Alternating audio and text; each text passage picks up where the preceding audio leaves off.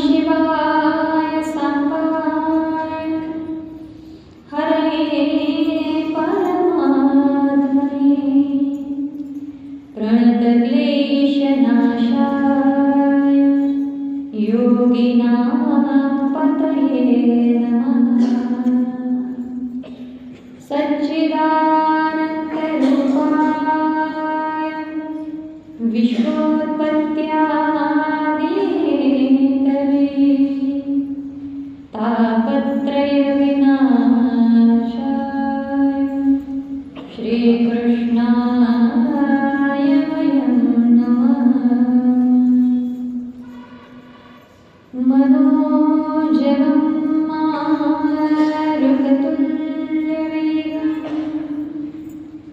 जितेन्द्रियं बुद्धिमतां वरिष्ठं वातात्मजं वानरयूथमुख्यं श्रीरामदूतं शरणं प्रपद्ये। नाम संकीर्तनं यस्य सर्वपापप्रणाशनं प्रणामो दुःखशमनं तं नमामि हरिं परम्। पुण्डलीकवरदा हरिविठ्ठल श्री ज्ञानदेव पंढरीनाथ भगवान की जय। माऊली ज्ञानेश्वर महाराज की जय। जगद्गुरु श्री संत तुकाराम महाराज की जय। आई साहेब मुक्ताबाई की जय। समर्थ सद्गुरु श्री गजानन महाराज की जय। नमः पार्वती पतये हर हर महादेव। जय जय श्री राधेश्याम राम। या ठिकाणी परम पावन मंगलमयशा या सत्संग भवनामध्ये उपस्थित असलेल्या सर्व माता भगिनींच्या अंतःकरणात निवास करणाऱ्या सच्चिदानंद सद्गुरूंना प्रणाम करून आजच्या प्रवचनाच्या सेवेला सुरुवात करूया। सद्गुरुनाथांच्या परमकृपा आशीर्वादाने आपल्या सगळ्यांना होणारा हा संत सेवेचा तथा सत्संगाचा परम लाभ आणि तदनिमित्ताने आजच्या प्रवचनाकरता निवडलेला जो श्लोक आहे तो श्रीमद भागवत महापुराणातील सगळ्यात शेवटचा श्लोक आहे। 12 स्कंद आणि 18,000 श्लोक आहेत श्रीमद भागवताचे। त्यामध्ये सगळ्यात शेवटच्या अध्यायातला सगळ्यात शेवटचा श्लोक इथे भागवत संपतं आणि त्या श्लोकामध्ये फार सुंदर वर्णन केलं गेलं आहे। नाम संकीर्तनम यस्य सर्व पाप प्रणाशनम प्रणामो दुःख शमनं तं नमामि हरि परम। ज्या भगवंताच्या नामाने किंवा ज्याच्या नामाने सर्व पाप नष्ट होतात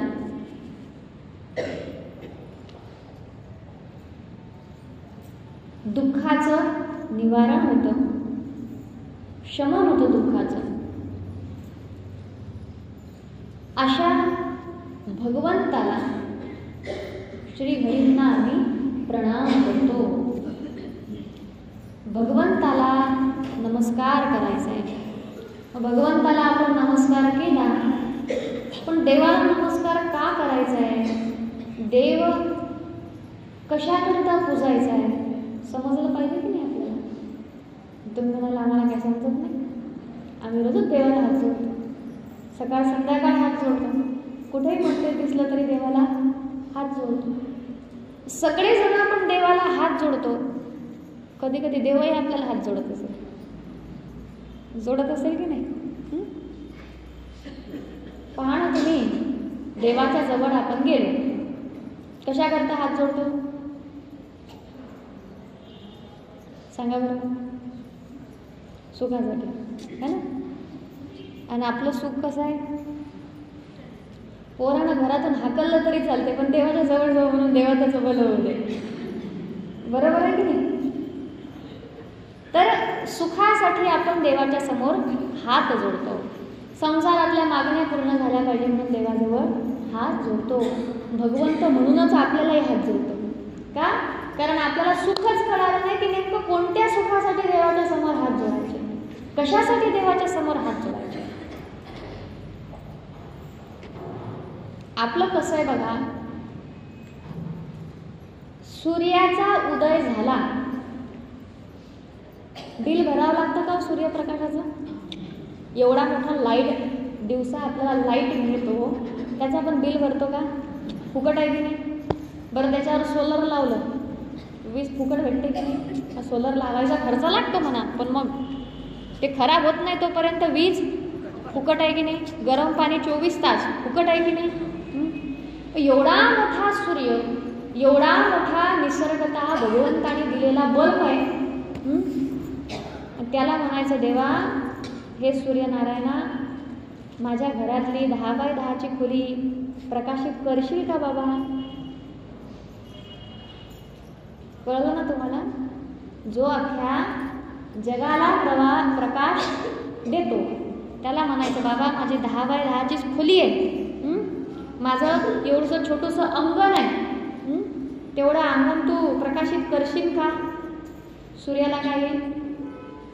हसू येईल ना. काय म्हणेल बाबा, अगं मी तुझ्या अख्खं घर नाही, अख्खं जगत प्रकाशित करतोय, तर एवढंसं अंगण प्रकाशित करणं काही मोठी गोष्ट आहे का? नाही. जगताला प्रकाश देणाऱ्या देवाच्या समोर थोडंसं काहीतरी मिळावं याची कामना करावी लागत नाही. आपण नाही पण म्हटलं, आपण समजा एखादं पत्र घेऊन जायची गरज पडते का सूर्याच्या समोर, की माझ्या घरावरती देवा प्रकाश टाक, माझ्या शेतात तुझा प्रकाश टाक, असं पत्र घेऊन जावं लागतं का? नाही. तुम्ही हो म्हणा का नाही म्हणा, तो प्रकाश देणारच आहे. ही वेगळी गोष्ट आहे. आपण दारं खिडक्या लावल्यावर आपल्या घरात अंधार होतो, चूक सूर्याची आहे का? आपण भिताड बांधलं तर चूक सूर्याची आहे का? नाही. आपण सूर्यप्रकाशाला अडवलं की नको येऊ आमच्या घरामध्ये, ती चूक कोणाची आहे? आपली आहे. तद्वतच भगवंत संपूर्ण जगावरती कृपा करण्यासाठीच बसलेला आहे. भगवंत कसा आहे? सुखकारक आहे. कसा आहे? सुखकारक आहे. सुखाची सुखराशी आहे. मग देवाकडे जाऊन म्हणावं लागेल का देवा मला सुख दे म्हणून? तर नाही. पण आपल्याला हे आपण म्हणतो का? आपली गत तशीच झालेली आहे, त्या सूर्याच्या जवळ जाऊन पंथी एवढा प्रकाश मागण्यासारखी आपली गत झालेली आहे की देवाच्या समोर आपण जातोय, पण आपण क्षुल्लक संसाराचं सुख मागतोय. आणि वास्तविक विचार केला तर संसारामध्ये सुख आहे का? का बरं? सगळे नाही म्हणून राहिले, उद्यापासून संसार मागाल का? म्हणजे समजतं सगळं आपल्याला, पण समजून उमजूनही आपण त्या गोष्टी आचरणात आणत नाही. कसं झालंय आपलं? आखीत कळसान गावाला वळसा. उशाशीच औषध ठेवलेलं आहे, पण घ्यायची तयारी नाही आहे. माहिती आहे सगळ्यांना संसार दुःखाचा आहे, पण संसाराव्यतिरिक्त आपली बुद्धी पलीकडे जाते का? नाही ना. देवाच्या जवळ जातो आम्ही, सकाळी उठल्याबरोबर देवाला हात जोडतो, देवाचं पूजन करतो, अर्चन करतो, सगळं काय करतो, पोथ्या वाचतो, पारायण करतो, वाऱ्या करतो, दिंड्या काढतो, उपवास करतो, व्रत वैकल्य करतो. एकही देव सोडला नाही. सोडला का? गणपतीपासून हनुमंतरायापर्यंत सगळेच देव, ज्या ज्या वाराचा जो देव असेल तो सगळाच देव आम्ही पूजला आहे, तरी आमचा संसार सुखाचा होत नाही. याचा अर्थ काय? देव सुखाचा करत नाही का आपण जे मागतो मुळात तेच सुखाचं नाहीये? आंधळ्याच्या समोर किती लाईट लावले म्हणजे आंधळ्याला दिसेल सांगा? किती महागडीचा कपडा घातला आणि त्याला म्हणायचं काय तुझ्या अंगाचा कपडा काही मस्त दिसतो, उपयोग आहे काही? त्याला म्हणायचं तुझी बायको इतकी सुंदर आहे गड्या, जणू अप्सराच आहे स्वर्गाची. काही उपयोग आहे? उपयोग आहे का? नाही ना. तसंच आपलं चाललेलं आहे. आपण सगळे आंधळेच आहोत आणि आंधळ्यांच्या समोर दिवे लावणं चालू आहे. संसार सुखाचा आहे का? नाही. दुःख बांधवडी आहे हा संसार. सुखाचा विचार नाही कोठे. दुःख बांधवडी आहे संसार. सुख नाही आहे या संसारामध्ये. सुख फक्त दिसतं, आभास आहे सुखाचा मृगजडासारखा, पण सुख आहे का? साधं उदाहरण आहे. लहान लेकरू असतं, त्या लेकराला काय वाटतं, मी जर मोठा झालो तर मी सुखी होईल. मोठ्या माणसांचं बरं असतं बा, आहे ना. स्वतःच्या मनाने दुकानात जातात, पाहिजे ते घेतात. आपल्याला चॉकलेट आहे म्हटलं तरी बाबाच्या समोर म्हणावं लागतं, बाबा चॉकलेट, आई चॉकलेट. ते म्हणतं मी मोठा झालो पाहिजे. आणि मोठं झाल्यावर काय म्हणतं, बरं होतं बाबा लहान होतं ते. बरोबर ना. काहीतरी सुख आहे लहानाचा मोठा होण्याची धावपळ. लहानाचे मोठे झालो नाही म्हटलं तरी मोठे होणारच आहे. आपण वयानं वाढणारच आहे, बुद्धीनं नाही वाढले तरी. बरोबर आहे. मोठा झाला मग तो काय म्हणतो, आता एकट्यानं राहून जमत नाही. सुख मिळेल कधी? 2चे 4 झाल्यावर. तुम्ही हसला मावशी, म्हणजे कळलं तुम्हाला. 2चे 4 नाही, 2चे 8 होऊ द्या. सुखी झाला का कोणी? नाही ना. 2चे 4 झाले माणसाला असं वाटलं सुखीच सुखी आहे. मग सगळेच ग्रह माणसाच्या पाठीमागे लागतात. लग्न झालं मग बायकोचं ऐकू का आईचं ऐकू? आईचं ऐकतो तर बायको भांडते, बायकोचं ऐकतो तर आई भांडते. बायको म्हणते चला माझ्या नातेवाईकांकडे. आई म्हणते काय बायकोचंच ऐकत असतो का? भांडणामध्ये माणूस पिसल्या जातो.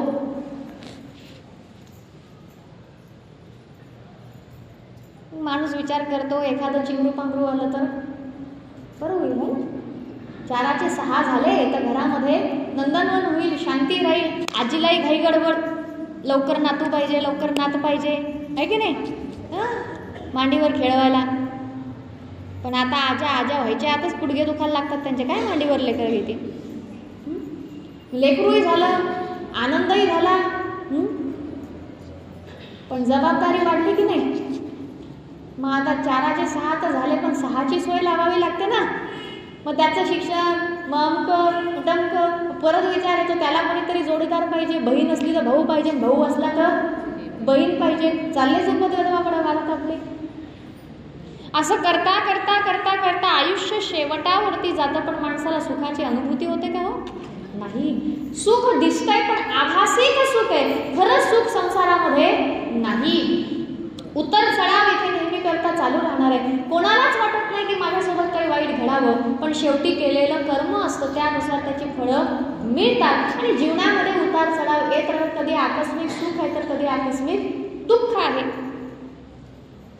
म्हणून संसारामध्ये ना कायमस्वरूपी दुःख आहे ना कायमस्वरूपी सुख आहे. सुखाचाही आभास आहे, दुःखाचाही आभास आहे. मुळात संसार म्हणजेच दुःख आहे आणि भगवंत म्हणजेच सुख आहे.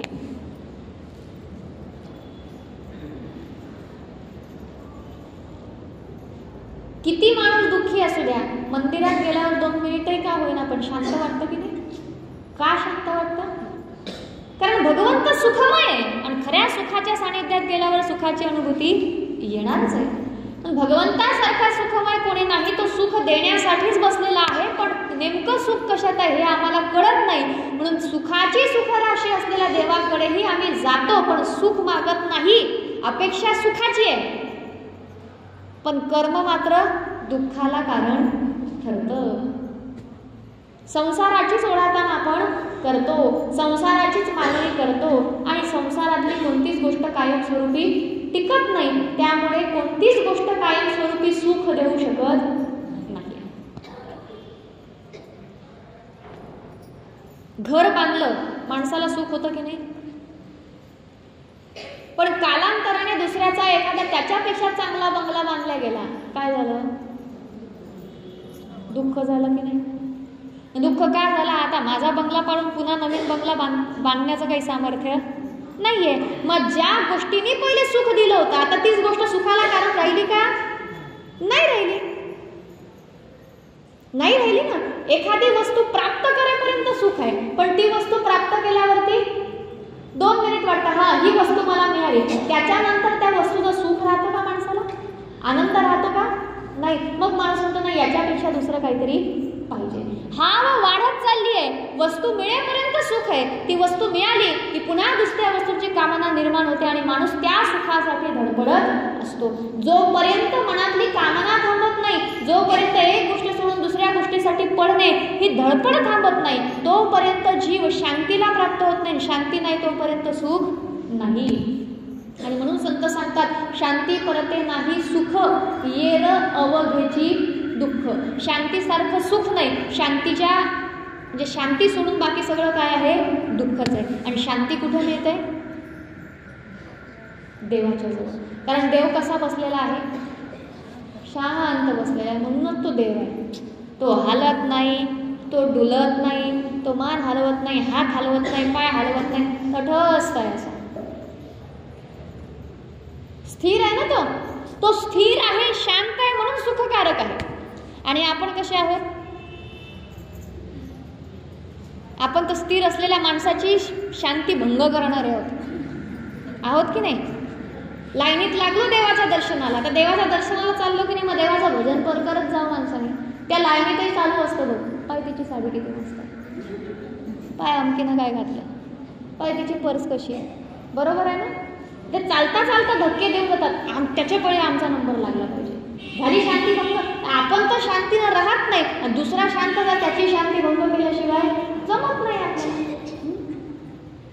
बरोबर आहे ना? म्हणून मी म्हटलं कधी कधी देवही आपल्याला हात जोडत असेल की बाबांनो, मी शांत बसलोय, इथं येऊन तुम्ही गलबला केल्याशिवाय राहत नाही. म्हणून शांती आपल्या ठिकाणी नाही. आपण नेहमी करता धडपडत राहतो, इकडे तिकडे आपली वळवळ सुरू असते. ही आपली वळवळ थांबली पाहिजे, ही धडपड थांबली पाहिजे. आणि कधी थांबेल? जीवनामध्ये जेव्हा एकाचीच कामना असेल तेव्हा. संसारामध्ये एकाची कामना राहू शकते का? केवळ एकाची इच्छा करून संसारात सुखाची उपलब्धी होऊ शकते का? नाही होऊ शकत. नुसतं नवराच करायचा एवढंच जर सुखाला कारण असेल तर मला सांगा ना, एका गोष्टीवर माणूस थांबू शकतो का? नाही ना. नवरा केला किंवा नवऱ्याने बायको केली, पण त्याच्यानंतर लेकराची अपेक्षा आहेच ना. एक झाला दुसऱ्याची अपेक्षा आहेच ना. त्याच्यासाठी जास्त पैसा मिळाला पाहिजे याची अपेक्षा आहेच की नाही. 2 खोल्यांचं घर होतं, आता 2 पोरं आहेत, तर दोघांच्या संसाराचा विस्तार करायचा म्हणजे अजून 4 खोल्यांचं घर वाढवावं लागेल की नाही. म्हणजे कामना एक राहिली का? नाही. संसारामध्ये एका गोष्टीचं सुख माणूस बघतो, पण त्या एका गोष्टीच्या मागे 10 कामना निर्माण केल्याशिवाय राहत नाही. त्यामुळे 10 ठिकाणी विस्तारला गेला माणूस, विखुरल्या गेला, त्यामुळे तिथे सुख नाही. आणि परमार्थामध्ये एकमेव विषय आहे, एकमेव प्राप्त करण्यासाठी एकच आहे. कोण? देव. देव सोडला तर अन्य परमार्थामध्ये प्राप्त करण्याचं काही आहे का? नाही ना. देवाशिवाय दुसरं काही नाहीये. एक देव भेटला पाहिजे. सरसगट एक ध्येय माणसाचं ठरलं की माणूस एका मार्गाने निघतो. ही गाडी जिथे थांबते, हिचा शेवटचा स्टॉप म्हणजे माझं गंतव्य. गाडीचाही शेवटचा स्टॉप पण माझाही शेवटचा स्टॉप. आता निश्चिंतेनं झोपतो की नाही माणूस? कारण त्याला माहिती आहे झोपही लागली समजा तर स्टेशन निघून जाण्याची भीती नाही, कारण शेवटच्याच स्टेशनावर आपल्याला उतरायचं आहे. त्यामुळे आपल्याला झोपही लागली तरी कोणीतरी उठवायला येईल, बाबा आता गाडी इथून पुढे जात नाही, सगळे पॅसेंजर उतरले, आता तूही उतर. पण मधातल्या एखाद्या स्टेशनवरती उतरायचं असलं तर झोप लागते का माणसाला?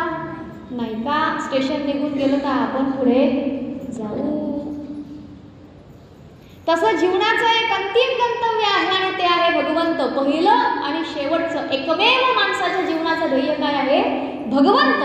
ज्याने ते ध्येय ठरवलं की ईश्वराखेरीज मला काहीच नको, तो निश्चिंतीने एक मार्ग धरतो आणि एका मार्गावरती चालतो. आता दुसरी कोणती चिंता नाही, दुसरी कोणती कामना नाही. त्यामुळे बाकी काही भेटेल का आणि अजून नाही भेटलं हा विचार त्याच्या मनात येत. त्याला एक माहिती आहे की माझं गंतव्य ठरलेलं आहे, शेवटचं स्टेशन ठरलेलं आहे, तिकीट तिथपर्यंतचं काढलेलं आहे, गाडी तिथे जाऊन पोहोचणार आहे, तो निश्चिंतीने त्या ठिकाणी मस्तपैकी झोपतो. तद्वतच आहे जीवनामध्ये एकमेव भगवंत ध्येय असलं पाहिजे. परमात्मा प्राप्ती हेच आपलं आत्मकल्याण आहे. आणि हे ज्या दिवशी आपल्याला लक्षात येईल, हे ध्येय आपण ज्या दिवशी ठरवाल त्या दिवशी त्या ध्येयाच्या वाटेने आपली वाटचाल चालू होते. तेव्हा जीवनामधलं दुःख संपतं, निश्चिंती येते. म्हणतो ना आपण, आता निश्चिंतीने पावलो विसावा. पण कधी कुठे बसलेलो आपण? विसाव्यावरच बसलेलो आहोत, है ना. हा विसावा प्राप्त झाला पाहिजे. केव्हा मिळेल? आता निश्चिंतीने पावलो विसावा. आणि मग निश्चिंत होऊन चालायला लागा. काळजी आहे कोणत्या गोष्टीची? काळजी. काय करायचं आहे त्याच्या प्राप्तीसाठी? असं नाही होत ना, आता आपण म्हटलं मला देव प्राप्त करायचं आहे म्हणजे देव प्राप्त झाला, असं होतं का? नाही. तिथपर्यंत जायचंय तर काहीतरी करावं लागेल. पण इच्छा होते का जाण्याची? देव लागतो का कोणाला? अरे तुकाराम महाराज प्रत्येकाच्या घरी गेले. देव घ्या कुणी, देव घ्या कुणी, आयता आला घर चालवणी किंवा आयता आला घर पुसवणी. पण देव न लगे, देव न लगे. तुकोबराय म्हणतात देव स्वतः आलाय.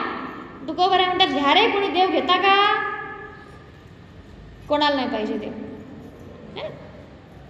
तुकोबराय वैकुंठाला जाताना सगळ्यांना म्हणत होते देव येऊन राहिला बरं मला घ्यायला. चाललोय मी वैकुंठाला, चालता का कोणी सोबत? कोणी म्हणे माझी म्हैस पाहायची राहिली, कोणी म्हणे माझं आमचं काम राहिलं, कोणी म्हणे बाजार राहिला, कोणी म्हणे ते राहिलं, कोणी म्हणे हे राहिलं. या तुकोबा तुम्ही जाऊन. लोकांना काय वाटलं तुकोबा वैकुंठ गाव असेल कुठे, चालले असेल कीर्तनाला, जातील येतील परत. जेव्हा कळालं देवाचं विमान आलं आणि साक्षात पांडुरंग परमात्मा आलाय, तुकोबाराय बसले त्याच्यामध्ये. जायला लागले तेव्हा लोकांना कळालं अरे वैकुंठ म्हणजे ते जिथं नारायणाचा निवास आहे. मग म्हणता तुकोबा थांबावं आम्हाला येऊ द्या. तुकोबा म्हणतात आता गाडी निघाली. आता गाडी थांबणार? आता विमान एकदा उडल्यावर थांबतं का ते? आता का आता विमान नाही थांबत. सगळे जण कुदार लागले कान पकडून. तुकाराम तुकाराम तुकाराम उड्या मारतात ना. चुकलो हो आमचं, घेऊन चला आम्हाला तुकोबा. पण तुकोबाने तिथे जाण्याचा मार्ग सांगितला. काय केलं? आपली विणा आणि आपल्या चिपड्या खालीच ठेवल्या. सांगितलं बाबा हे भजन करा, ज्या साधनाने मी गेलो ते साधन तुम्ही करा. देवाची अपेक्षा कोणाला नाहीये. का नाहीये? याचं कारण असं आहे आमचं पाप आहे. पूर्वजन्मामध्ये केलेली नानाविध प्रकारची कर्म आहेत, त्याचे संस्कार आहेत. आणि त्या संस्कारामुळे मुळात जीव हा अविनाशी परब्रह्माचा अंश आहे. बरोबर आहे की नाही? आपण सगळे कोण आहोत? त्या अविनाशी परमतत्वाचे परमांश आहोत. त्यामुळे भजन करणं हा आपला स्वभावच आहे. माऊली स्वतःच सांगतात की मनुष्य काय स्वभावता भजनशील. पण असं आहे की आपण भजन तर करतो पण देवाचं करत नाही, आपण संसाराचं भजन करतो. भजन म्हणजे काय? नेहमी करता जे आठवणीमध्ये, जे स्मरणामध्ये, त्याचंच नाव भजन आहे. आपल्या स्मरणात देव येतो का? नाही. पण 24 तास संसार आहे की नाही? आणि असा बसलेला आहे की स्वप्नातही संसार दिसतो. एखादं स्वप्नातही देव दिसत नाही. प्रत्यक्षात तर सोडा, स्वप्नातही आपल्याला देव दिसत नाही. दिसतो का हो? ते सोडा, देवाच्या मंदिरात गेल्यावर तरी देव दिसतो का? असतो देवाच्या समोर आणि संसार मागतो. याचा अर्थ असा आहे की देवाच्या समोर उभं राहू नये, आम्हाला देव दिसला नाही, आम्हाला संसार आठवला. इथून समजा 500 किलोमीटर पंढरपूरला गेले, वारीमध्ये लागले आणि दर्शन केलं देवाचं. समोर पांडुरंग परमात्मा आहे, पण लगेच घरची आठवण झाली, देवा माझ्या पोराला सुखी ठेव. एवढा मोठा 500 किलोमीटरचा प्रवास करून तुम्ही गेले, पुन्हा 500 किलोमीटर तुम्ही एका मिनिटात वापस आले आणि देवाच्या समोर उभं राहून काय मागितलं? देवा माझ्या पोराचं काम होऊ दे. याचा अर्थ काय आठवला त्यावेळेला? डोक्यात काय बसलाय? संसार. मनात काय बसलाय? संसार. चित्तात काय बसलाय? संसार. मग उघड्या डोळ्याने काय दिसेल? संसार. आणि बंद डोळ्यानं काय दिसेल? संसार. देव दिसेल का? नाही. मग कधीतरी कामना होते का? देवा प्रत्यक्ष नाही पण कधी स्वप्नात तर दर्शन दे, होते का इच्छा? का नाही होत? याचं कारण असं आहे, संसाराचा संस्कार पडलाय, संसाराचं चिंतन चाललंय दिवस रात्र. आणि याला कारण काय आहे? देव विसरल्या जाणं म्हणजे आपलं पाप आडत आहे. पापामुळे देव आठवल्या जात नाही, देवाचं भजन होत नाही. याचं कारण आहे पाप आडत आहे. पहा ना, तुम्ही देवाच्या मंदिरात बसलेलो असतो, प्रवचनात कीर्तनात बसलेलो असतो, भजन चालू असतं तरी मुखात भजन येत नाही. कीर्तनात पहा तुम्ही, सांगावं लागतं अरे टाळी वाजवा, विठ्ठल विठ्ठल म्हणा. काही तर असे टाळी वाजवा म्हटलं की टाळीच वाजवते, दात खिळीत बसलेलीच असते. त्याच्यात थंडी असली की मग तर टाळी वाजवायचं काम नाही आणि तोंडही उघडायचं काम नाही, है ना. गोदड्या घेऊन बसतो मग आपण, इथं बरं आहे गरमी होऊन राहिली. बरेच जण आम्ही पाहतो कीर्तनात आले की बिचारे गोदड्या बिदड्या घेऊन बसलेले असतात, थंडीत तेवढी असते. ते म्हणते एवढ्या हिवात काय टाळी वाजवायला लावता तुम्ही? पहिलेच माणूस कुडकुडलाय. सांगूनही भजन करत, कारण काय आहे? पाप आढळून आहे. पण देवाचं नाम मुखात यावं यासाठी पुण्य लागतं, देवाचं भजन व्हावं यासाठी पुण्य लागतं.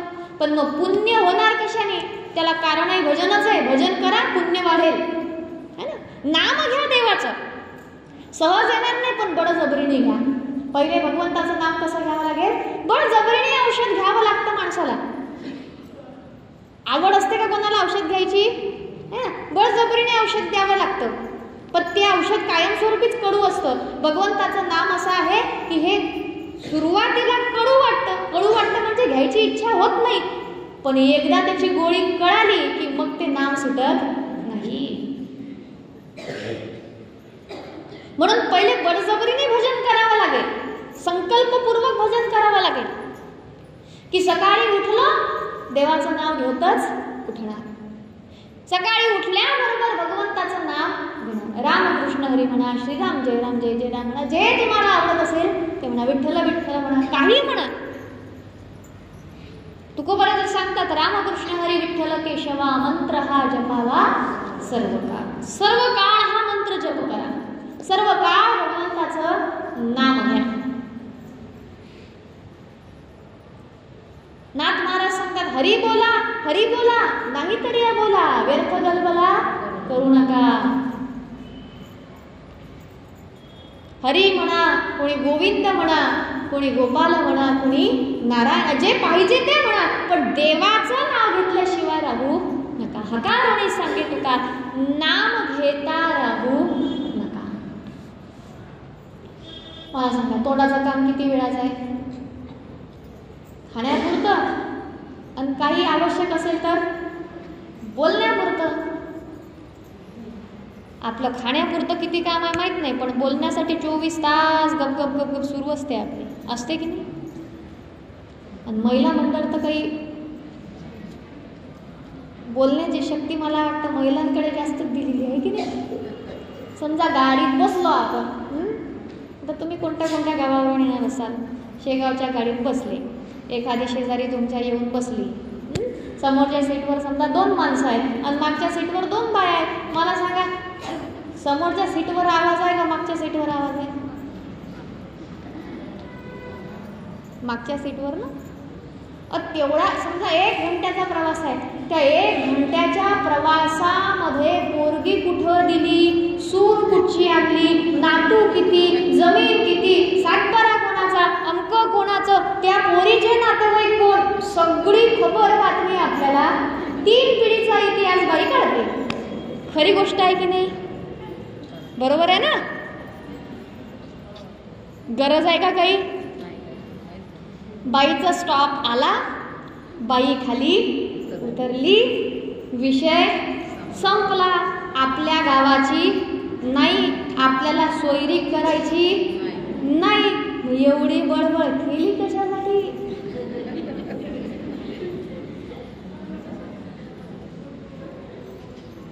आहे काही उपयोग? आणि तेच त्याच्यामध्ये तेवढ्या प्रवासात डोळे बंद करून भगवंताचं भजन केलं असतं, कोण जोडल्या गेला असता? देव जोडल्या गेला असता. हेच आपल्याला कळत नाही. आपल्या दुःखाचं कारण काय आहे? हेच आहे. वाणी देवाने बोलण्यासाठी दिली, पण त्या वाणीने काय बोलावं हे न कळाल्यामुळे आम्हाला दुःख आहे. कान देवाने ऐकण्यासाठी दिले, पण कानांनी काय ऐकावं हे कळालं नाही म्हणून दुःख आहे. डोळे देवाने पाहण्यासाठी दिले, पण डोळ्याने काय पाहावं हे कळत नाही म्हणून आम्हाला दुःख आहे. बुद्धी देवाने दिली, पण त्या बुद्धीने काय विचार करावा हे कळत नाही म्हणून दुःख आहे. मन चित्त दिलंय, पण त्याने कशाचं मनन करावं, कशाचं चिंतन करावं हे कळत नाहीये म्हणून आम्हाला दुःख आहे. ज्या दिवशी या सर्व इंद्रियांचा उपयोग कशासाठी करावा हे कळालं, ही सगळी इंद्रिय भगवंताच्या भजनासाठी दिलेली आहे, भगवत सेवेसाठी दिलेली आहे, आणि तेच माझ्या जन्माचं आद्य कर्तव्य आहे हे ज्या दिवशी कळायला लागलं, त्या दिवशी सर्वांगाने भजन झाल्याशिवाय राहत नाही. पण हे असं एकाच दिवसात होईल का? नाही. यासाठी आळ येतं आमचं पाप, त्याचं क्षालन झालं पाहिजे.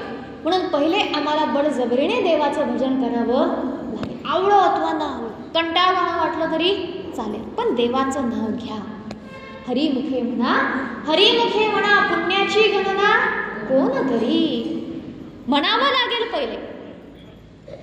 म्हणता म्हणता मग ते नाव आपोआप म्हटल्या जातं. मग बळजबरीने म्हणावं लागतं का? नाही. मग अजपाजपणे उलट प्राणांचा तेथेही मनाचा निरोध. अखंड भगवंताचं नाम चालतं मग, पण त्याच्यासाठी पहिले सवय करावी लागेल.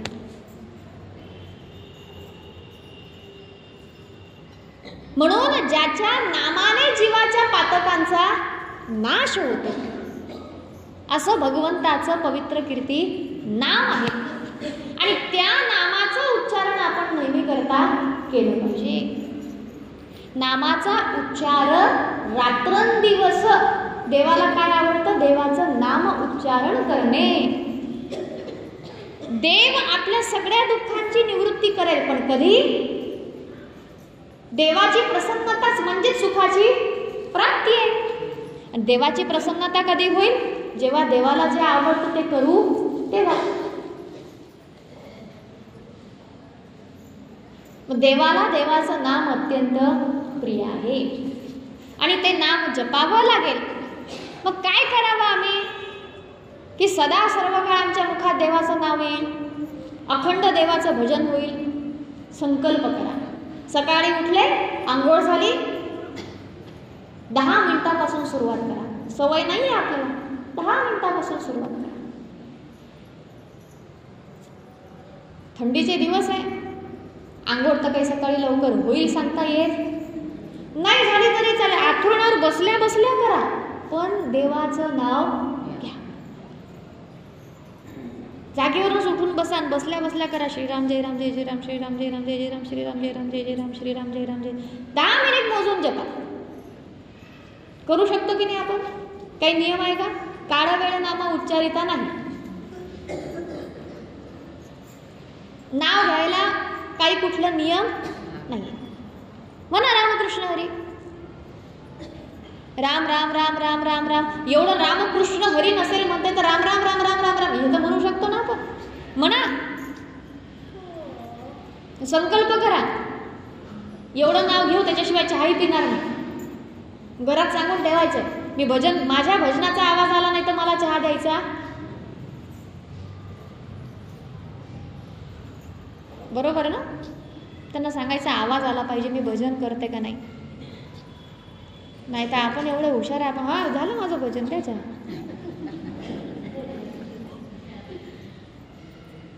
बसून होत नसेल झोपून करा, पण देवाचं नाव. कारण हाकार नाही सांगे तुका नाम घेता राहू. सकाळी सवय करा, 10 मिनिट 8 दिवस 10 मिनिट भजन करा. आता उद्या गुरुवार आहे ना, शुभ मुहूर्त आहे. नाही तर आजची चतुर्थी, आजच श्री गणेश करून टाका. रात्री झोपल्यापासूनच सुरुवात करू आपण. झोपायच्या अगोदर 10 मिनिट आपण जे आपल्याला नाव आवडत असेल ते नाव, एकच नाम पकडा. 17 नका पकडत बसू. एकच नाम कोणतं तरी पकडा, जे तुम्हाला आवडत असेल. कोणी शिवभक्त असाल, भगवान शिवजींचं स्मरण करा. रामाचे भक्त असाल रामाचं करा, कृष्णाचे भक्त असाल कृष्णाचं करा, विठ्ठलाचे भक्त असाल विठ्ठलाचं करा, बाबाचे भक्त असाल बाबाचं भजन करा. कोणताही देव धरा, पण एक देव धरा. आलं का लक्षात? एक देव धरा, एका देवाचं नाव धरा, आणि एका देवाचा उपवास धरा, नाही उपवास केला तरी चालते, काही हरकत नाही, पण देवाचं नाव मात्र सोडायचं नाही. खाऊन पिऊन 3 टाइम नाही 4 टाइम खा, पण देवाचं नाव जेवढं खाल्लं तेवढं देवाचं भजन करा. एका चपातीला 1 माळ, 2 चपातीला 2 माळी, चहाच्या कपाला अर्धी माळ, चालेल ना? चालेल ना? किती चहाचे कप पिता? जेवढे चहाचे कप तेवढ्या माळी जपायच्या, जेवढ्या चपात्या तेवढ्या माळी जपायच्या. हिशोब बरोबर, बरोबर ना? संकल्प करायचा, याच्याशिवाय पर्याय नाही.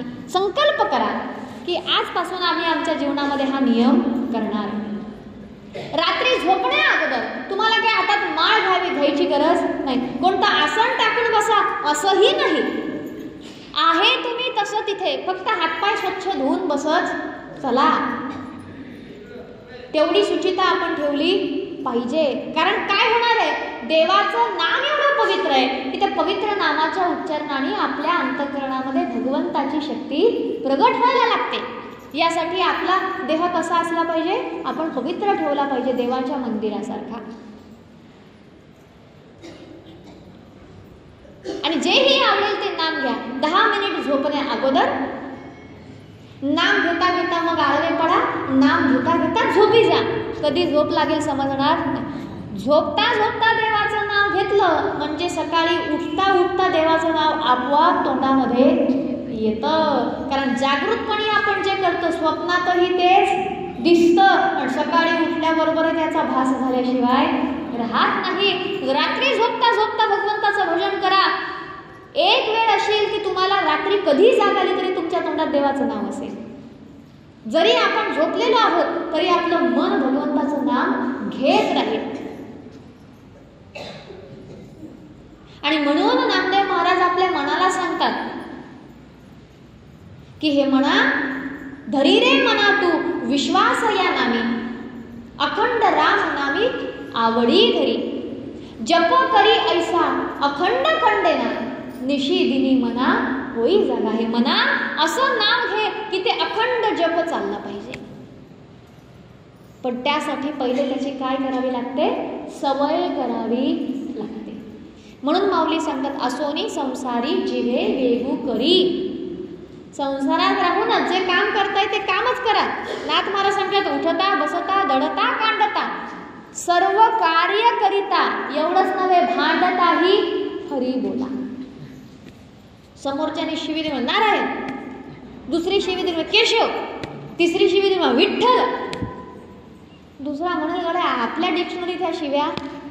आपोआप भांडण थांबल्याशिवाय काय होईल, राग शांत होईल. देवाचं भजन करता आहात, देव म्हणेल असं लेखाचा हा माझं नाव घेतो, तू याला शिव्या देतो, थांब तुझी सोय मी पाहतो. आपलं काम देव करेल, आपल्याला भांडायची गरज पडेल का? येणकेन प्रकारे भगवंताचं नाम प्रयत्नपूर्वक घ्या, सवय लावा. मन ऐकत नाही ना, ते म्हणताय गळ्या काय नाव घेतो, तोंड दुखतं आहे ना, काय जप करून काय भेटतं. काही लोक प्रश्न विचारतात की नाही, का रोज देवाचं नाव घेता, काय भेटलं तुम्हाला नाव घेऊन. त्याला एकच सांगायचं, इतकी वर्ष झाले घेत आहोत ना, हेच भेटलं आम्हाला. रोज एकसारखी गोष्ट करून माणसाला कंटाळवाणी होते की नाही. पण देवाचं नाम असं आहे की जेवढं आपण जपत जाल ना, तेवढं उलट त्याच्यातला रस काय होतो, वाढत जातो. आणि म्हणून तुकोबाराय सांगतात, राम रसाची या चवी आन रस रुचती केवी. एकदा त्या रसाची चव लागली ना, नामाची चव लागली ना, मग पुन्हा असं वाटतं की आता ते नाम कधी बंदच पडू नये, एवढा रस त्या नामामध्ये येतो. चहा फक्त एकदाच पाजावा लागतो, पुन्हा म्हणावं लागतं का चहा घेता का, नाही ना. एकदा सवय लागली, लहान लेकरू त्याच्या तोंडाला फक्त चहा चाटवा, ते बरोबर तुमचं चहा प्यायच्या वेळेला बशीला तोंड लावलं की नाही बघा. कळलं त्याला याची चव कशी लागते ते, है ना. त्याला कळत नाही याला काय म्हणतात, पण चव कळली की नाही. तसं भगवंताचं नाम आहे, त्याशिवाय आपल्या दुःखाचं निवारण होणे नाही. त्याशिवाय आपलं जन्म मरणाच्या या बंधनातून आपली मुक्ती होणे नाही. आणि म्हणून तुकोबाराय सांगतात, ब्रह्मरस घेई काळा तेने पिढा वाढेल. हा काढा घ्यावाच लागणार आहे. त्याच्याशिवाय आपली पीडा, त्याच्याशिवाय आपलं दुःख संपणार नाही.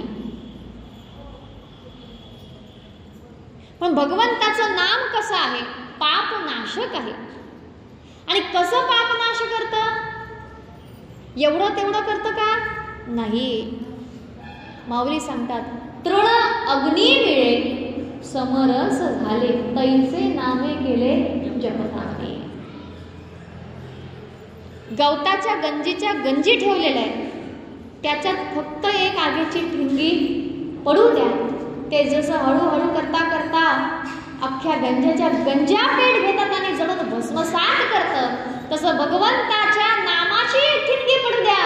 हळूहळू ते नाम घेता घेता घेता घेता इतकी प्रचंड अग्नी होते की जीवाचे सगळे पातक त्या ठिकाणी नष्ट होऊन जातात.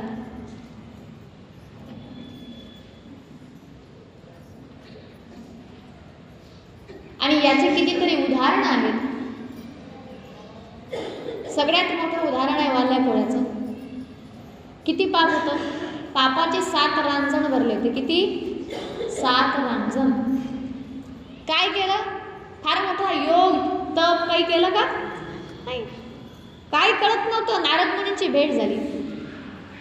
नारदांना पकडलं वाल्याने. काय असेल तुमच्याकडे ते सगळं लुटून घेतो म्हणे. नारदांनी सांगितलं, बाबा काय लुटशील तू? माझ्याकडे लुटायला काय? धोत्राला शर्ट नाही, अंगावरती धोत्राला खिसा नाही, अंगावरती शर्ट नाही. काय काय लुटशील? ठेवायला तर काही पाहिजे. गळ्यात काही मी सोनं नाणं घालत नाही, पण एक कामाची वस्तू आहे बा तुझ्याकडे. ते धन तुला शोधूनही सापडणार नाही, पण माझ्या इच्छेने मी ते देऊ शकतो. म्हणे द्या काढून, नाही तर जीवच घेतो म्हणे तुमचा. म्हणे देतो ना काढून, पण एक प्रश्न आहे. घरी जा की विचारलं हे सगळं तू कोणासाठी करतो? म्हणे घरच्या लोकांसाठी. पत्नी आहे, मुलं बाळ आहे, आई वडील आहेत, त्यांची उपजीविका चालली पाहिजे.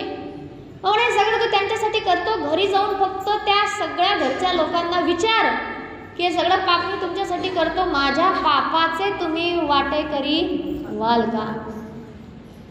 पहा संसार कसा आहे. घरी गेला, वाल्याला असं वाटलं मायबापांचं सगळ्यात जास्त प्रेम असतं की नाही. विचारलं, तुमच्यासाठी मी रोज हाणामाऱ्या करतो, लोकांचे जीव घेतो, लोकांना लुटतो, आणि त्याच्यावरती तुमचं पोटामध्ये अन्न जातं. माझ्या पापाचे वाटेकरी व्हाल का? मायबापाने सांगितलं, बाबा आमचंच पाप भोगता भोगता आम्ही म्हातारे झालो. लोकांना लुटणारा, हाणणारा, मारणारा आमच्या पोटी जन्माला आला, अजून काय पाप पाहिजे? हे जर पाप आम्ही अजूनही भोगतोय बाबा, तुझ्या पापाच्या संपत्तीतून आमचं उपजीविका चालतं, हे आमचं पापच आहे. आमचं पाप संपलं नाही, पण आमचं जीवन संपत आलं. तुझ्या पापाचे वाटेकरी होऊन आम्ही ते कधी भोगावं? नाही, जमणार नाही. मुलाबाळांकडे गेला, मुलांना विचारलं, का रे बापावर प्रेम किती आहे? पुष्कळ आहे. माझ्या बापाचे वाटेकरी होईल का, व्हाल का? म्हणे आमचं पाप किती हेच माहीत नाही आम्हाला. आणि परत तुमचं त्याच्यामध्ये कुठे, त्याचा भार कुठे घ्यावा? जमणार नाही. सगळ्यांनी नाही म्हटलं. पत्नीचं तर प्रेमच असतं ना खूप, है ना. 7 जिएंगे 7 मरेंगे, 7 फेरे घेतलेले असतात, काय वादे असतात, है ना. मी तुम्हाला सोडणार नाही, मी तुला सोडणार नाही. हा तिचं अर्धांग, ती याची अर्धांग, है ना. इतकं प्रेम असतं. बायकोने सांगितलं, म्हणे आमच्यासाठी तुम्ही पाप कर्म करता. आम्ही म्हटलं तुम्हाला, लग्न केलं, पोराबाळा जन्माला घातले, आमचं भरण पोषण करणं तुमचं कर्तव्य आहे. तुम्ही लोकांना हाणून मारून पोट भरता का कशानं पोट भरता त्याच्याशी आमचं काही घेणं देणं नाही, ते तुमचं कर्तव्य आहे. आम्ही म्हटलं का तुम्हाला लोकांना हाना मारानं आमचं पोट भरा? नाही. ज्याचं कर्म आहे त्यालाच भोगावं लागतं, त्याचं कोणी वाटेकरी होऊ शकत नाही. जा, कळालं मानल्याला यातला कोणी आपला वाली. तेव्हा नारदाकडे रडत रडत गेला आणि सांगितलं, बाबा माझ्या पापाचा वाटेकरी व्हायला कोणी तयार नाही, आता मी एकटा हे पाप भोगू कसं? नाही भोगायचं तुला, पापातून मुक्त व्हायचं, चल आता माझ्याजवळचं महाधन तुला देतो, पण घेशील का? तयार आहे. बसवलं, सांगितलं राम म्हण. राम म्हणता येत नव्हतं कारण सवय नव्हती ना वाणीला कधी. ते म्हणतात रोज मारायचाच कार्यक्रम करतो, मरा मरा येतं, मरा म्हण पण म्हण. मरा मरा मरा मरा करता करता देवानं पहिला न सोडला, राम जोडून टाकला. मरा मरा करता करता रामाचं भजन झालं. त्या रामाच्या भजनाने वाल्याचा वाल्मिकी कोडी याची कीर्ती वाढली, गहन केले रामायण रामाआधी. ही कीर्ती वाढली, सगळं पाप जळून भस्म झालं. नरकात जावं लागलं का? नाही. उद्धार केला भगवंताने, इतकं श्रेष्ठ स्थान दिलं. प्रताप कशाचा? भगवंताच्या नामाचा. आणखी संत उदाहरण देतात भागवतामध्ये. अजामिळ पापराशी देवा तोही नेला वैकुंठासी. नाम तुझे रे, नाम तुझे रे, नाम तुझे रे नारायण, थोडी पाषाणाला पाना. इतकं सुंदर भगवंताचं नाम आहे, इतकं प्रभावी भगवंताचं नाम आहे की अजामिळ इतका पापी होता, द्विज असूनही अर्थात ब्राह्मण विप्र असूनही आपला विप्र धर्म सोडला. वेश्यागामी झाला. पहिले खूप चांगला होता, पण इंधन आणण्यासाठी गेला आणि त्याने नको ते दृश्य पाहिलं. मनावर परिणाम झाला आणि परिणाम असा झाला की वेश्यागामी झाला. कोणाचंच ऐकत नव्हता. 10 पोरं झाली. किती? 10. ते 10वं पोटात होतं. बायकोला भारी चिंता पडली. एवढा चांगला माणूस बिघडला बुवा, आता याचं कसं व्हावं? संतांची दिंडी आली. संतांकडे विनंती केली. संतांनी एकच सांगितलं, बाई एकच काम कर, जे अपत्य तुला होईल ना त्याचं नाव नारायण ठेव.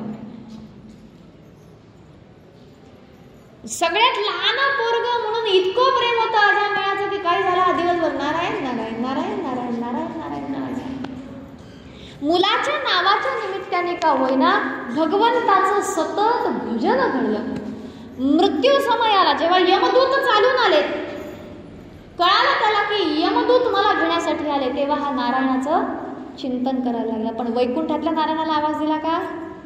आपल्या पोराला आवाज. नारायण ही त्याने हाक मारली. ती हाक थेट वैकुंठापर्यंत जाऊन पोहोचली. देव म्हणतो, बघा रे कोण माझं नाव घेतंय. पाहिलं तर म्हणे, देवा हा वाल्या हा अजामिळ आहे. तसेच देवाने आपले 2 दूत पाठवले.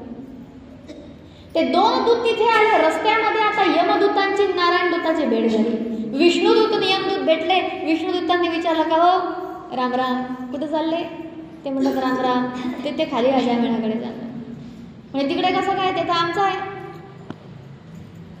ते आमच्या पक्षाचं आहे म्हणे. नाही नाही म्हणे, ते आमच्या पक्षाचं आहे. त्याला तिकीट नरकातलं भेटलंय म्हणे. नाही नाही, त्याला तिकीट वैकुंठातलं भेटलंय म्हणे. असं कसं काय शक्य आहे? किती पाप केले त्याने. विप्र असल्यावर आपला विप्र धर्म सोडला, संध्यादी कर्म सोडले, विषागामी झाला. एवढं असल्यावरती तो वैकुंठात कसा जाणार? म्हणजे तुमचं बरोबर आहे, पण इलेक्शनच्या अगोदर याने पक्ष बदलला ना, तिकीट भेटलं, निवडून आला, झाला म्हणे आमदार. बरोबर आहे म्हणे तुमचं, याने आयुष्यभर जे काही कर्म केलं असेल ते, पण आता याने नारायणाचं भजन केलं. ओ म्हणे तो त्या नाराला नाही, त्याच्या पोराला आवाज. म्हणजे ते कोणत्याही निमित्ताने का होईना, पण आमच्या कानावर, आमच्या मालकाच्या कानावर नाव पडलं, आमच्या मालकाने पाहिलं, आणि आमच्या मालकाने पाहिलं रे पाहिलं म्हणजे त्याचं कल्याण झाल्याशिवाय राहत नाही. आता इथे यमदूतांचं काही चालत नाही. आणि मग तिथे विष्णुदूतांनी भगवंताच्या नामाची महिमा प्रगट केली की अरे भगवंताचं नाम कोणत्याही निमित्ताने का होईना ज्याच्या मुखामध्ये येत असेल आणि अंतकाळी जर देवाचं नाव आलं असेल तर त्याच्यासारखा भाग्यवान दुसरा कोणीच नाही. अंतकाळी ज्याचे नाम आले मुखा तो थेट भगवंताच्या पदाचा अधिकारी होतो, तो भगवत धामाचा अधिकारी होतो. आणि मग विष्णुदूतांनी त्या ठिकाणी कृपा केली, भगवंताची कृपा झाली, वाल्हाचं जीवन परिवर्तित, त्या अजामिळाचं जीवन परिवर्तित झालं आणि मग त्यानंतर अंती त्याला भगवंताच्या धामाची प्राप्ती झाली. अजामिळ पापराशी देवा तोही नेला वैकुंठाशी. असं पवित्र कीर्ती भगवंताचं नाम आहे. मग सहज उद्धार करणारं भगवंताचं जर नाम असेल, पापाचा नाश करणारं जर भगवंताचं नाम असेल, तर मग नाम घेऊ नये का माणसाने? घेतलंच पाहिजे. नामासारखं साधं सोपं कोणतं साधन आहे का? नाही. सगळ्यात सुलभ साधन असेल तर देवाचं नाम. काम सोडावं लागत नाही, काही फार घर सोडून जंगलात जावं लागत नाही. जसे आहात तसे जे करत असाल ते करता करता देवाचं नाव घेतलं पाहिजे.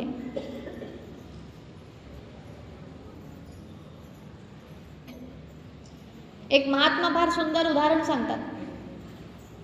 एक माणूस याला गेला रात्रविधीला 2 नंबरला आणि तिथं बसून राम राम राम राम करत होता. हनुमानजींनी पाहिलं, योकच दिली ठेवून. आता हनुमंताची पडल्यावरती तो काय जिता राहील का? म्हणे काही समजते, इथं बसल्यावर राम राम एक मारली, डायरेक्ट तो गेला ना, तो गेला तसा साकेत धामातच गेला. देवानं बोलावलं हनुमानजींना, आवाज दिला. म्हणे हा इथं कसा काय आला? म्हणे तुम्ही काय केलं? म्हणे काही नाही, हा 2 नंबरला बसलेला होता, राम राम करत होता. दिली म्हणे एक. पण याच्याकडे लक्षात ठेवा, कोण कुठेही बसलेला असो, पण माझं भजन करतोय ना, संपला विषय.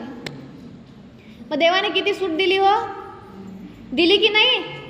24 तास. काय सांगता येतं? आपण म्हणतो अंतकाळी देवाचं नाव आलं पाहिजे. समजा हा याला बसला आणि याला अटॅक आला,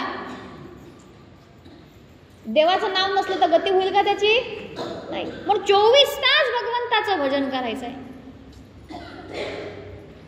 24 तास भगवंताचं नाम घेतलं पाहिजे. इतकी कृपा देवाने केली. देव म्हणतो काळ वेळ नाम उच्चारिता नाही बाबा, फक्त भजन कर. कारण कलियुगामध्ये कशाने उद्धार होणार आहे जीवाचा? नामाने उद्धार होणार आहे. कलियुगामध्ये पाप तर एवढं बळावलेलं आहे की चांगल्या माणसाची बुद्धी कधी भ्रष्ट होईल सांगता येत नाही. एवढा कलीचा प्रभाव आहे. आणि अशा या कली प्रभावापासून जर मुक्त व्हायचं असेल तर फार मोठी तंत्रमंत्रादी साधना आपल्याला जमणार नाही, योग यागादी साधना आपल्याला जमणार नाही. मग काय करू शकतो आम्ही? कली तर 24 तास आमच्या पाठीमागे उभाच आहे. कधी माझ्या तावडीत सापडतो, कधी मी याला पकडतो. बरोबर आहे. पण ईश्वराने सांगितलं, संतांनी सांगितलं, वेद पुराणांनी सांगितलं, शास्त्रांनी सांगितलं, बाबा चिंता करू नका. हा कली किती तुमच्या पाठीमागे उभा असू द्या, मुखात फक्त देवाचं नाव ठेवा. जो देवाचं नाव घेईल त्याच्यावर कलीचा प्रभाव चालणार नाही. जो नाव घेत असेल भगवंताचं त्याच्यावरती यमदूतांचा मारा चालत नाही. जो भगवंताचं नाम घेत असेल तो स्वर्गाचाही नाही, तो साक्षात भगवंताच्या धामाचा अधिकारी होतो. असं ज्याचं नाम पवित्र आहे त्या पवित्र नामाचा उच्चार केल्याने जीव सुद्धा पापमुक्त होतो. पातकांच्या महाराशी त्या ठिकाणी नष्ट होतात आणि जीव पवित्र होतो. जेव्हा जीव पवित्र होतो ना, परमात्मा त्याचा स्वीकार करतो. नामाच्या साधनाने पवित्र झालेला जीवाचा स्वीकार भगवंताने केला. अरे देवाने स्वीकार केल्यावरती आता दुःख राहील का? जो मुळात आनंद स्वरूप आहे त्याची कृपा दृष्टी पडल्यावरती आता दुःख उरणार नाही. सूर्याचा प्रकाश उदित झाल्यावरती अंधकार राहत नाही, त्याप्रमाणे ज्याच्यावरती भगवंताची कृपा झाली, जो भगवंताच्या दृष्टिक्षेपामध्ये आला, भगवंताने ज्याच्यावरती आपलं छत्र धरलं, भगवंताने ज्याचा स्वीकार केला, मग त्याच्या जीवनामध्ये कुठल्याच प्रकारचं दुःख राहत नाही. आणि अशा प्रकारे मग भगवंत काय करतो तर नामधारकाला त्या ठिकाणी आपलं करून ठेवतो. परिणामी त्याच्या संपूर्ण दुःखाचं काय होतं? शमन होऊन जातं. त्याचं दुःख नष्ट होऊन जातं. का? कारण त्याला कळालं देवाशिवाय माझा कोणी, एकमेव देव माझा आहे. त्यामुळे त्याची सगळी सगळ्या इंद्रियांच्या वृत्ती कुठे लागल्या? भगवंताच्या ठिकाणी लागल्या. आणि जेव्हा आपण सगळं लक्ष एका ठिकाणी लावतो, एकच आपल्या जीवनामध्ये ध्येय उरतं, तेव्हाच आपल्याला काय होतंय? शांती मिळते. आणि शांती मिळाली म्हणजे सुखाची अनुभूती आहे. आपोआप दुःखाची निवृत्ती त्या ठिकाणी होते. आणि अशा प्रकारे ज्या भगवंताच्या नामाने जीवाची सगळी पातकं नष्ट होतात आणि परिणामी जीवाची सगळी पातकं नष्ट झाली म्हणजे आता वाईट प्रारब्ध उरलं का? नाही. दुःख म्हणजे काय? पाप म्हणजेच दुःख आहे आणि पुण्य म्हणजेच सुख आहे. आमचं पाप नष्ट झालं, पुण्य उदयाला आलं म्हणजे दुःख नष्ट झालं आणि सुख उदयाला आलं. आणि पुण्य जर पूर्ण भगवान नावाचं असेल तर मग ते सुखही देवाने दिलेलं आहे, कारण ते देवाशी जोडल्या गेलेलं आहे. त्यामुळे आता त्याचा नाश होईल का? नाही. का? कारण परमात्मा अविनाशी आहे आणि अविनाशी असलेल्या परमतत्वाशी जो जोडल्या गेला, आता देवाचा कधी नाश होऊ शकत नाही. त्यामुळे हे सुखही कधी संपू शकत नाही. असं कायमस्वरूपी स्थिर असलेलं सुख जीवाला प्राप्त होतं आणि मग जीवाच्या आत्यंतिक दुःखाची पूर्णपणे निवृत्ती होते. संसाराची अंतःकरणातून निवृत्ती होणे म्हणजेच दुःखाचं शमन होणे आहे. आणि हे केव्हा होईल? अंतःकरण पवित्र झालं, त्या पवित्र अंतःकरणात देव प्रगट झाला म्हणजे दुःख राहील का? नाही. पाप राहील का? नाही. पाप कशाने नष्ट होते? भगवंताच्या नामाने नष्ट होते. म्हणून असं ज्याचं नाम सर्व पापाची निवृत्ती करतं, जीवाच्या दुःखाचं शमन करतं, अशा परमकीर्ती असलेल्या श्रीहरींना आम्ही प्रणाम करतो. आणि म्हणून त्या ठिकाणी भागवताची सांगता करत असताना या श्लोकाचं वर्णन आलेलं आहे. नाम संकीर्तनम यस्य सर्व पाप प्रणाशनम प्रणामो दुःख शमन तम नमामि हरिं परम. अशा परम भगवंताचं श्रीहरींना आम्ही प्रणाम करतो आणि त्या प्रणामामध्येच, त्या शरणागतीमध्येच खऱ्या अर्थाने जीवाचं कल्याण निश्चित आहे. हीच आपल्या जीवनाची खरी वाटचाल आणि खरं गंतव्य आपण समजलं पाहिजे. अंतःकरणामध्ये निवास करणाऱ्या त्याच परात्पर परब्रह्माला प्रणाम करूया आणि आपल्या जीवनाचं कल्याण करूया. पुंडलिक वरदा हरी विठ्ठल श्री ज्ञानदेव तुकाराम पंढरीनाथ भगवान की जय. माऊली ज्ञानेश्वर महाराज की जय. जगद्गुरु श्री संत तुकाराम महाराज की जय. आई साहेब मुक्ताबाई की जय. अनंत कोटी ब्रह्मांड नायक महाराजाधिराज योगीराज परब्रह्म सच्चिदानंद भक्त प्रतिपालक शेगाव निवासी समर्थ सद्गुरु श्री गजानन महाराज की जय.